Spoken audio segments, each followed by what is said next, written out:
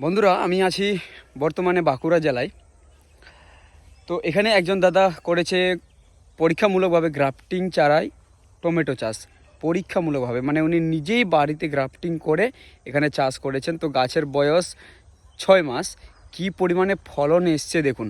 আর সবথেকে বড় কথা যে তেমন কোনো যত্নই বর্তমানে নেওয়া হয় না, একদম যত্ন ছেড়েই দিয়েছেন বলতে গেলে।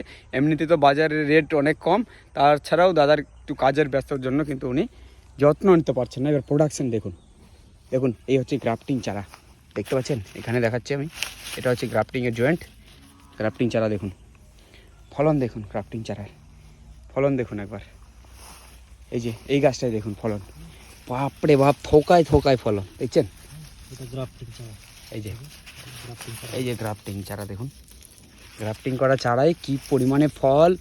আর সব থেকে বড় কথা যত্ন ছাড়াই, মানে এখন কোনো যত্ন নেওয়া হচ্ছে না বিগত প্রায় মাস দেড়েক ধরে।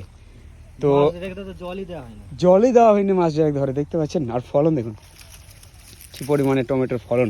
আর এটা কিন্তু ভ্যারাইটি হচ্ছে বাহু, না দাদা, সিনজেন্টা কোম্পানির বাহু, দেখতে পাচ্ছেন। নিজের বাড়ির তৈরি। এই যে এখানে রুট স্টকের চারা বেরিয়ে গেছে দেখুন, কত সুন্দর। তো কি পরিমাণে দেখতে পাচ্ছেন, এই যে রুট স্টক থেকে এই ব্রাঞ্চেস বেরিয়ে গেছে গ্রাফটিং চারার, দেখছেন ফলন। তো মেন কথা হচ্ছে গ্রাফটিং অবশ্যই সাকসেস, দারুণ প্রোডাকশন দেয় যদি আমরা সঠিকভাবে এটাকে করি তাহলে। দেখুন তো বন্ধুরা, কেমন লাগলো? ভালো লাগলে লাইক করুন, চ্যানেলে প্রথমবার হলে চ্যানেলকে সাবস্ক্রাইব করবেন। ধন্যবাদ।